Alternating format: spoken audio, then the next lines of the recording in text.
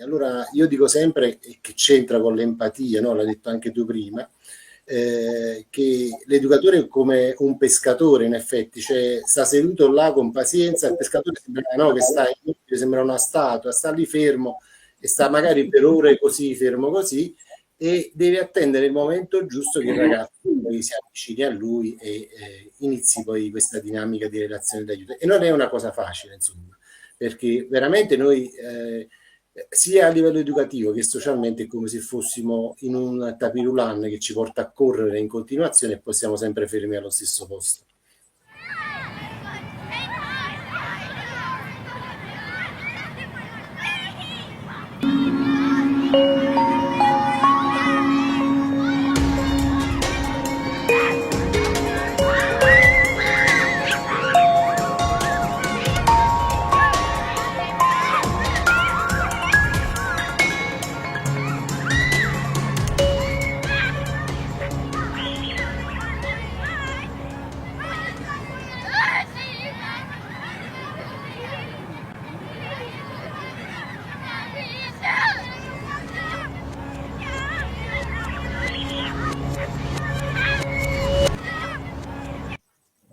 Buonasera a tutti, siamo alla terza puntata di Agire e il tema di stasera è educazione empatica e abbiamo con noi Adele Caprio che ci presenterà le due ospiti della serata, cioè Federica Masini e Alessia Marazzi.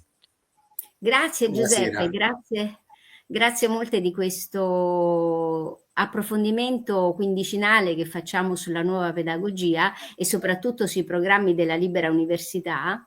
E è un mio enorme piacere avere qui due colonne del progetto Scuola Agire, il primo progetto che abbiamo fatto a Viterbo 10 anni fa, che sono appunto Federica Masini e Alessia Marazzi. Ciao ragazze, grazie per aver accettato questo invito.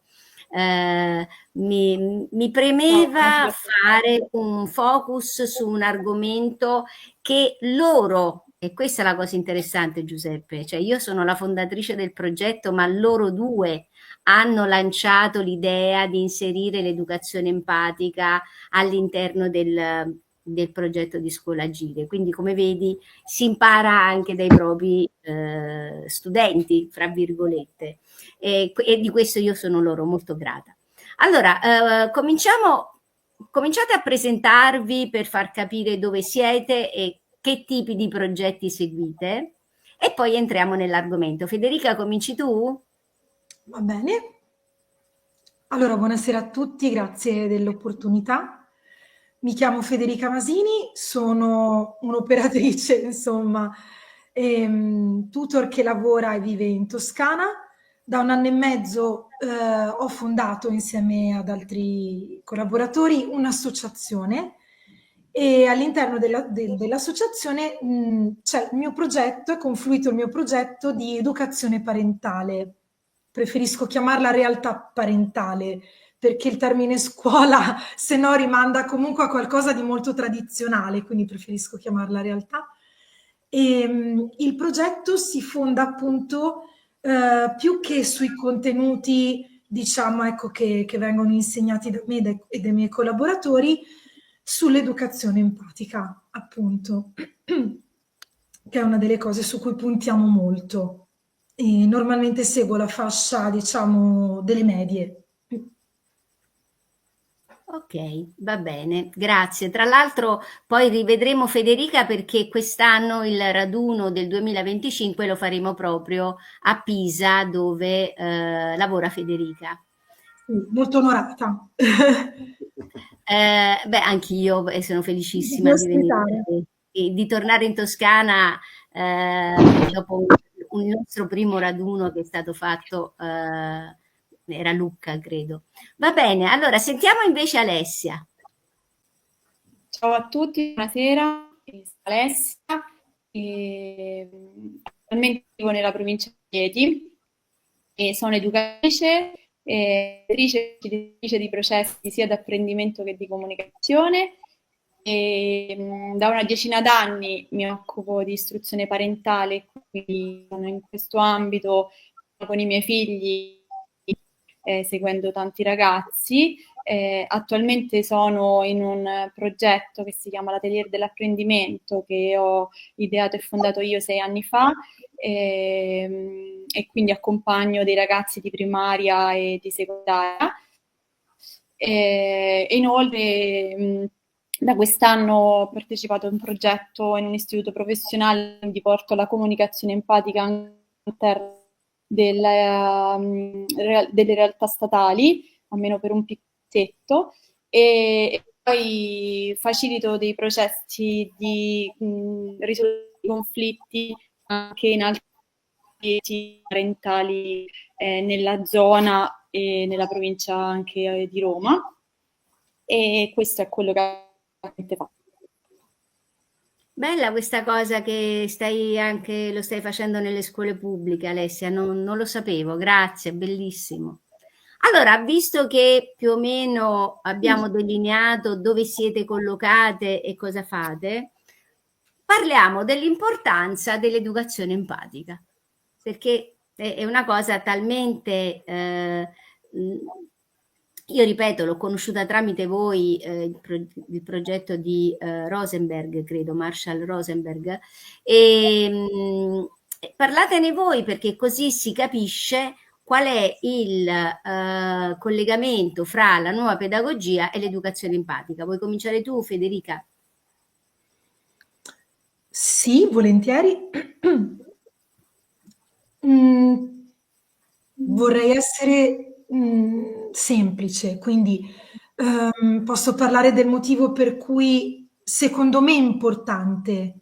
Innanzitutto perché penso che se non, almeno per noi educatori appunto, e insegnanti, non creiamo una relazione, quindi un clima di fiducia, non si riesca ad arrivare veramente ai bambini o adolescenti comunque, insomma.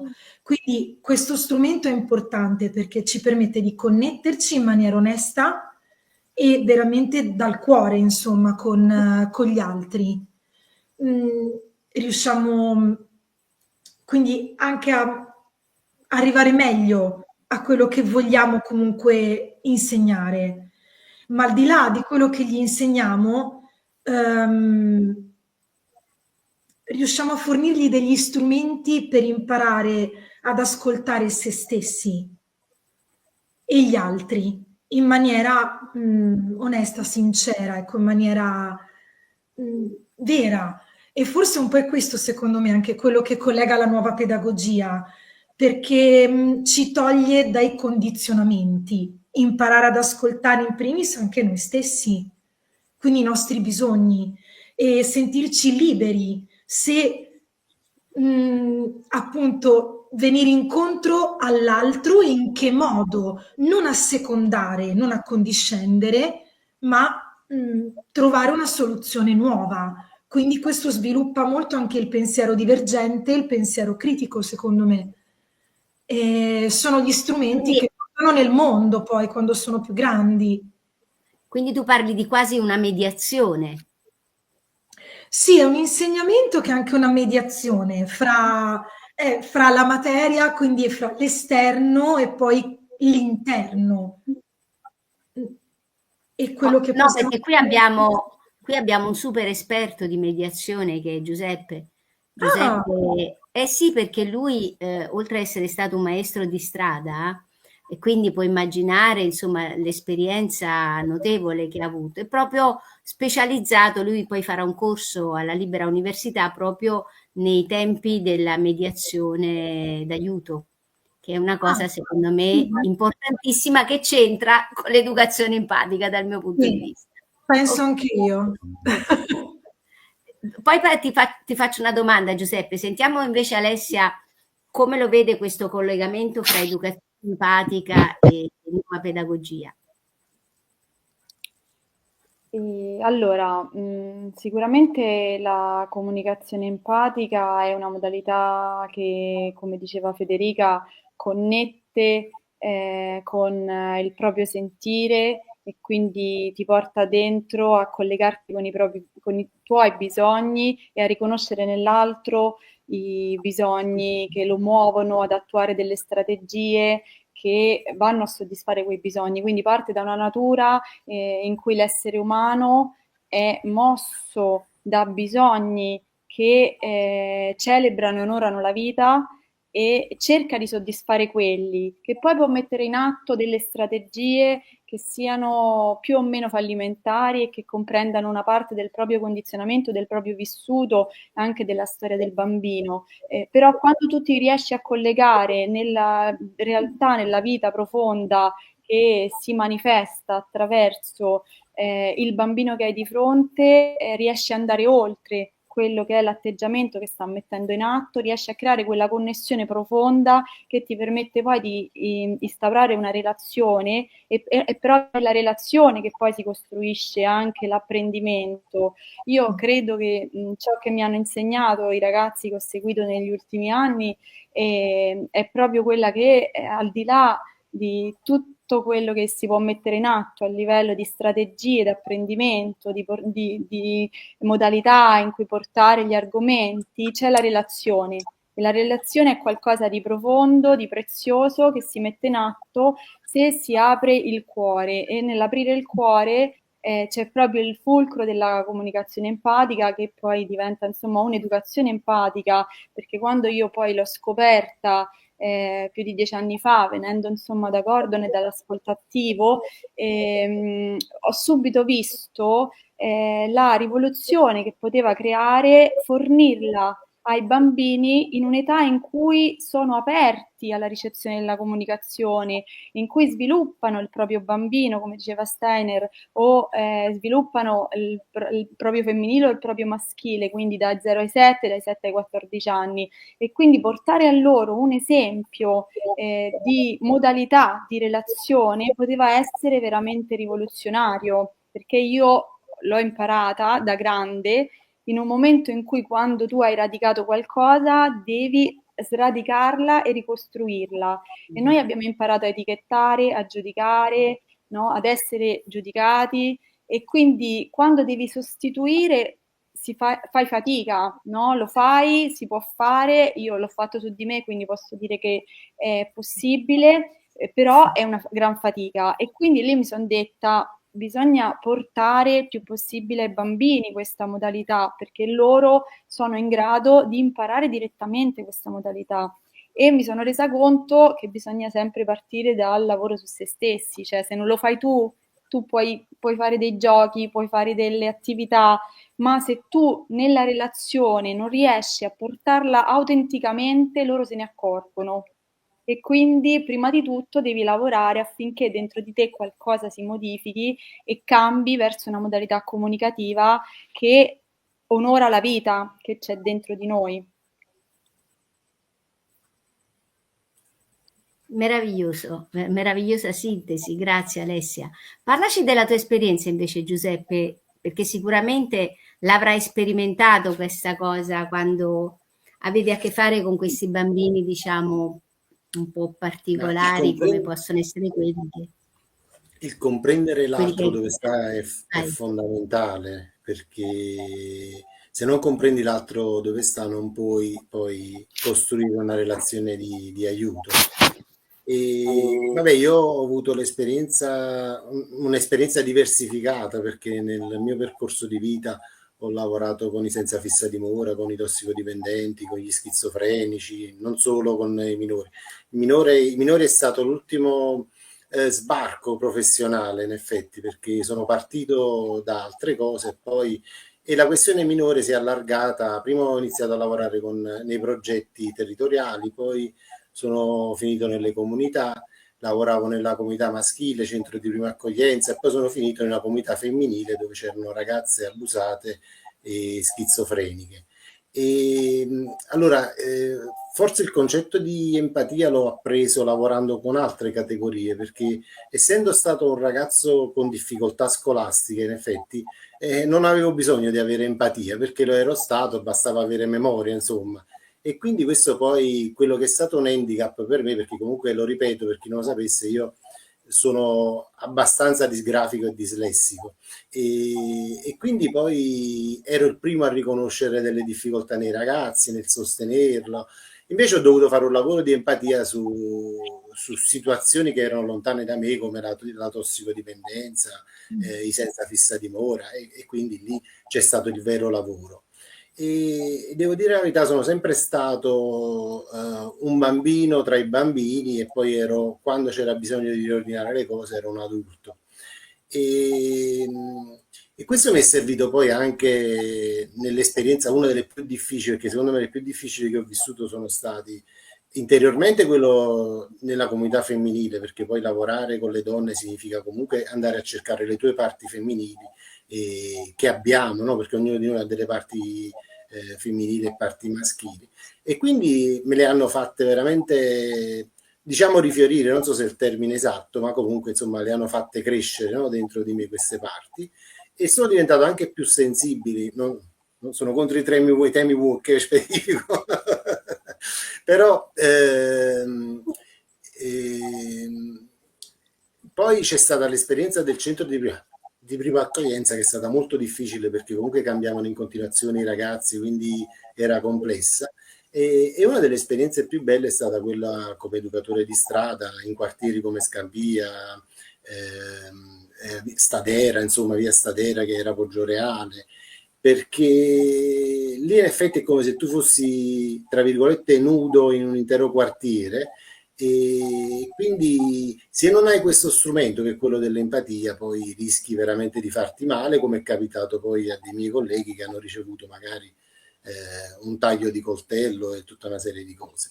Quindi, e non è, c'è una distinzione tra l'empatia e la collusione, perché spesso queste due cose sono molto vicine, ma vengono anche confuse, come può essere confuso l'intervento collusivo con l'intervento asimmetrico. Infatti spesso nel mio lavoro mi vedevano sempre come un collusivo, quando invece ero un asimmetrico.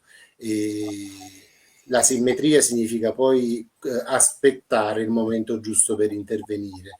E purtroppo c'è invece fretta di intervenire, e quindi la maggior parte degli errori si fanno proprio per questo, cioè si è simmetrici, intervengo prima che l'altro è pronto, quindi non vedo l'altro dove sta, intervengo prima che l'altro è pronto ad accogliere poi una mia mediazione di aiuto.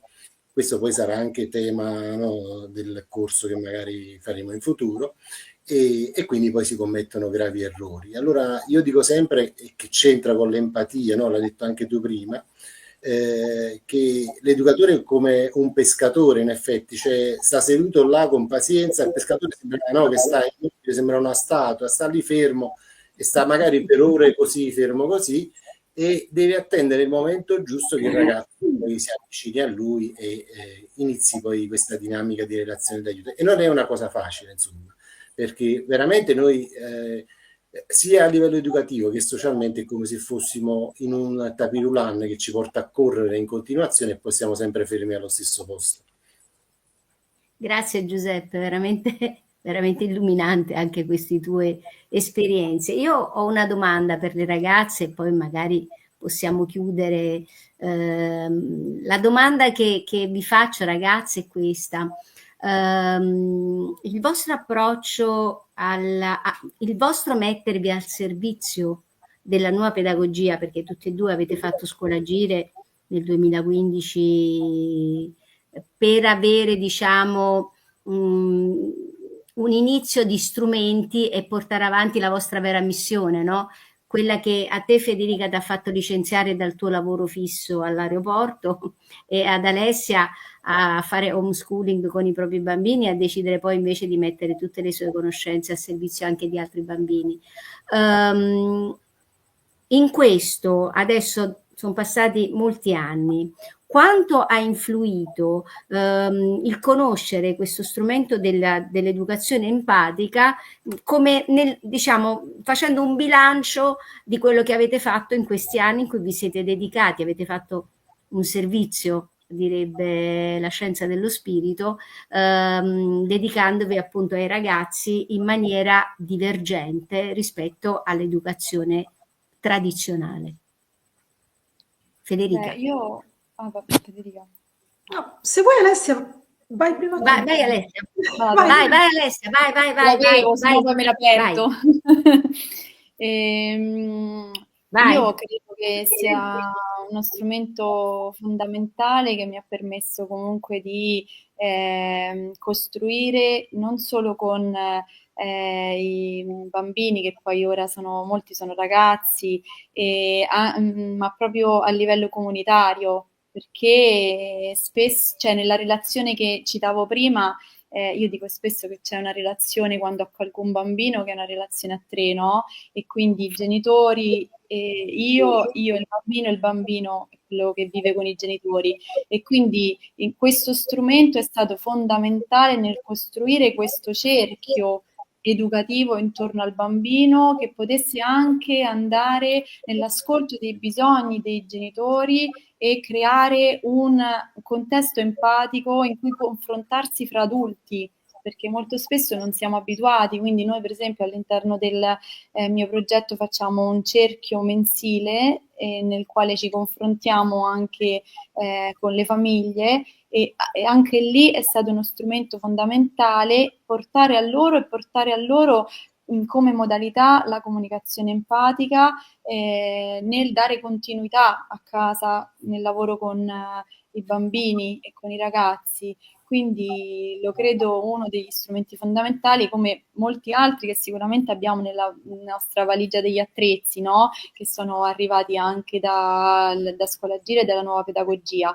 Però questo sicuramente sento che è un linguaggio molto vicino a quello, insomma, dell'anima, no? A quello che questa è una cosa che sento io e personale dico io, no? Perché comunque viene sviluppato come un processo forse della personalità da Rosenberg, perché insomma è un processo molto specifico e dettagliato, però io lo sento anche molto vicino al linguaggio dell'anima, che è il linguaggio del sentire, del cuore, delle emozioni superiori. Quindi è stato uno strumento che mi ha permesso di portare qualcosa di diverso e di nuovo, se vogliamo costruire qualcosa di diverso che porti anche a generare pace e non violenza. Certo. Federica, sì. A te, perché poi voglio fare un piccolo inciso sul fatto, appunto, immaginiamo che questo strumento venisse usato nella scuola pubblica, ma lasciamo perdere. Parla tu, Federica, delle esperienze che hai fatto in questi anni.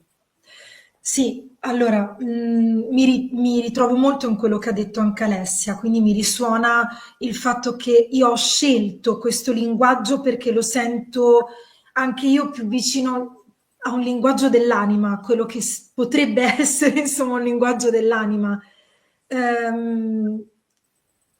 Ed era lo strumento che volevo appunto per insegnare la pace in un certo senso, ok? Potrei dire così.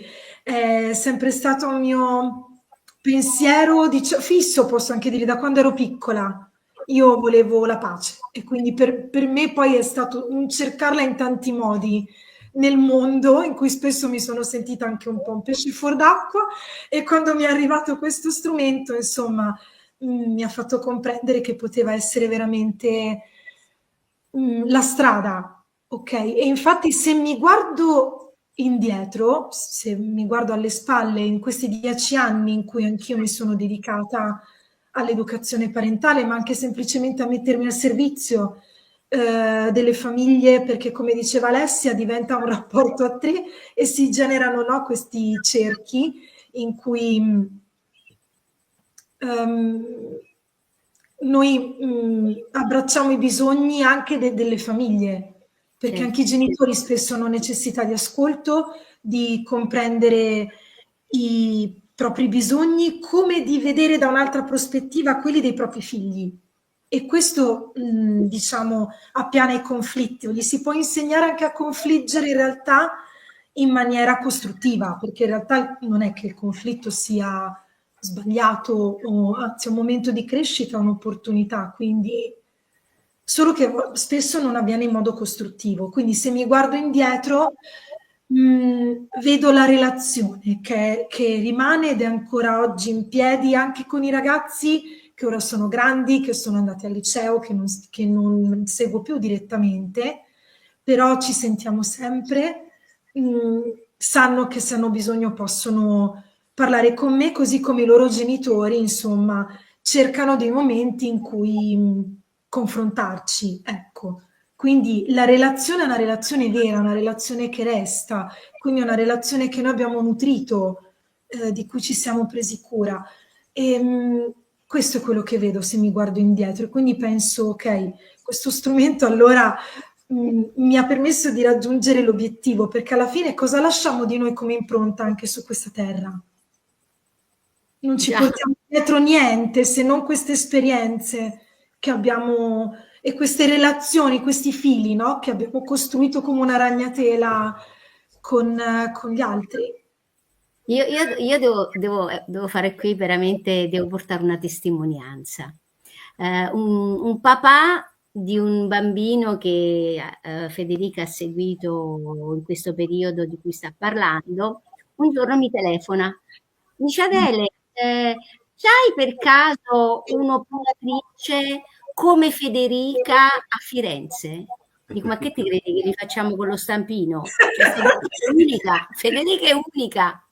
Ah, perché guarda, io vorrei una come Federica per i figli della mia amica, perché lei con mio figlio è straordinaria, cioè, capito? Questo per dirti come poi questi strumenti ci rendono ricercati, unici. Ecco, in questo inserisco anche la domanda, l'ultima che vorrei fare, cioè, ma come sarebbe la scuola pubblica se fosse basata su una comunicazione, cioè un'educazione empatica? Capito? Questa secondo me è la domanda. Che esperienza stai facendo, Alessia, facendo questi piccoli percorsi nella scuola pubblica? Interessante, perché ho scelto Alessia, mi quest'anno senti? Sì, io ti sento, voi? Io sì, Alessia? Sì, io la sento bene. Anch'io. Io Mi lo sento. senti, Alessia? io sì, ti sento. Niente. Forse lo sente in ritardo. Mi senti, Alessia? Sì. Io ti sento. Voi mi sentite? Sì, sì. Sì. Ok. Sì, va bene. Ok. Quest'anno, dicevo, ho scelto di accettare una proposta all'interno di un istituto professionale per l'assolvimento dell'obbligo. E quindi ho scelto di ritornare a un progetto nella scuola statale. Ad onor del vero bisogna dire che un po' di cose si stanno facendo, ci sono dei piccoli progetti di comunicazione empatica da qualche anno che vengono proposti ai docenti, che vengono proposti al personale, ed è una positività. Io ho iniziato, diciamo, in quello spazio dove arrivano ragazzi che a volte hanno vari disagi, che comunque vengono da un percorso nelle scuole precedenti di difficoltà all'adattamento, perché comunque spesso sono ragazzi che portano un altro tipo di intelligenza che non è sempre compatibile con la scuola, quindi sono contesti piuttosto difficili. Però io vedo che comunque si può portare qualcosa di diverso, i ragazzi sono pronti ad accogliere e mettere, insomma, in gioco i loro sentimenti, i loro bisogni, il loro vissuto, quindi c'è qualcosa di prezioso che si può fare anche al di là del contesto, che a volte è ancora condizionato in una modalità che è quella della competizione, del giudizio, del cercare di soddisfare dei bisogni attraverso delle minacce, perché poi a volte la comunicazione non violenta non ci rende neanche non metterla in pratica. È sottile, come non è solo quando uno arriva in un conflitto molto acceso, anche come diceva Federica, il conflitto non è che abbia una connotazione negativa, il conflitto è un momento di crescita, di confronto, di costruzione, quindi non è lì che si vede la comunicazione violenta, ma è negli atteggiamenti che abbiamo appreso, e quindi quando sproniamo l'altro a soddisfare un bisogno attraverso la minaccia, attraverso anche il rinforzo positivo, no? piuttosto che il riconoscimento che c'è dietro, quindi il sentimento di riconoscere l'altro nel sentimento dell'altro e far riconoscere all'altro il proprio sentimento, portare all'altro, no? Un sentimento anche di gratitudine, perché no? Perché se ne porta poco, no? Magari si porta più spesso il sentimento di frustrazione, di educazione, che il sentimento che mi sento molto grata e riconoscente per quello che sta avvenendo, no? E quindi credo che comunque sia un progetto che sto per finire a marzo, che mi ha portato e mi ha arricchito tanto. I ragazzi hanno tanta bellezza da raccontare, da portare, si mettono in gioco e si possono fare cose belle, bisognerebbe farne di più, bisognerebbe puntare di più alla possibilità di riconoscere dei bisogni che ci sono anche da parte dei docenti, del personale, degli studenti e mettere in atto qualcosa che produca una costruzione di qualcosa di diverso, perché quello che è stato non funziona più, veramente si percepisce e si vede tantissimo quando si va in questi contesti, perché i ragazzi non rispondono più come prima all'autorità, ma ci vuole una costruzione di qualcosa di diverso che passa per l'amore, per l'autorevolezza, per l'amore con fermezza, autorevolezza, perché si costruisca un riconoscimento dei ragazzi e si porti qualcosa di diverso. Bello, molto bello, grazie Ale. E Fede, invece, in chiusura, tu hai fondato insieme ad altre persone questa associazione. Quanto sta influendo tutte le tue conoscenze di educazione empatica anche nel costruire un'associazione con degli adulti? Non è semplice. No, diciamo che piano piano è come una gocciolina, no? Che scava la pietra, penso, la comunicazione empatica, insomma, l'educazione empatica. E mi piace definirla così perché è fluida come l'acqua è vitale e quindi porta la vita. Non si ferma, non si arresta, anche se a volte sembra che non ci siano dei grandi risultati. Però a detta anche della mia collega, quella proprio l'associata con cui siamo proprio completamente all'opposto, perché abbiamo vissuti diversi, ovviamente esperienze diverse, però spesso lei mi riflette molto il fatto che come io sto crescendo, confrontandomi con lei, anche lei sta crescendo e sta imparando da come io diciamo utilizzo questo strumento, perché non è che le ho detto ora ti faccio un corso, no, è semplicemente quello che sono e quello che uso, insomma lo recepisci ascoltando il mio linguaggio. E non siamo ancora purtroppo riusciti a proporre progetti nelle scuole pubbliche come ha avuto occasione Alessia. Ci abbiamo provato, ma per il momento il nostro progetto non è stato scelto, ma non demordiamo. Però lo posso vedere nel dopo scuola, dove ho più a che fare con i ragazzi che non vengono dalla parentale, ma appunto vengono da altri contesti di scuola tradizionale. E dall'anno scorso, quando ci stavo meno, rispetto a quest'anno che ha un po' più la mia impronta, diciamo, il dopo scuola, vedo molta differenza. Bello, molto Cercando bello. di fargli capire che ci si può parlare in un altro modo, che questo comunque già cambiando come ci si parla, ci si riesce anche a capire meglio e anche durante un litigio a far capire meglio quello che sentiamo dentro. Molto bello. Io vorrei dire ai nostri spettatori che sia Federica che Alessia hanno scritto dei contributi per il manuale di nuova pedagogia, per cui noi sempre ve lo consigliamo perché ci sono dei consigli pratici, ci sono libri, film, musiche e ci sono tutte le nostre testimonianze per farvi vedere che un'altra educazione è possibile. E detto questo, caro Giuseppe, non so se vuoi dire tu qualcosa in chiusura, io direi che possiamo salutare. Io quando mi confronto con persone su temi relativi alla pedagogia, insomma, sono uno che spesso storce il naso. Invece devo dire che questo viaggio in agire, insomma, è sempre ricco di contenuti e si vede che sono persone che hanno fatto sia un percorso pedagogico ma un percorso dell'anima, insomma, no? Quindi me ne esco con una sensazione diversa. Volevo rispondere alla domanda sulla scuola, no? Che più che sull'educazione empatica sta sull'educazione antipatica, no? Tra virgolette, quindi che fa sempre rima. Però la mia esperienza, l'ho scritto poi nel libro che parla della scuola, no? Cioè Guerre spaziali del pianeta scuola. Io penso che il vero problema nella scuola sia sistemico, cioè nel senso che io ho avuto 2 fasi nella mia vita in cui ho affrontato il pianeta scuola, che avevo il diploma, non avevo ancora preso la laurea perché l'ho presa abbastanza tardi, e poi successivamente mi sono laureato come sociologo, entravo nelle scuole, eccetera.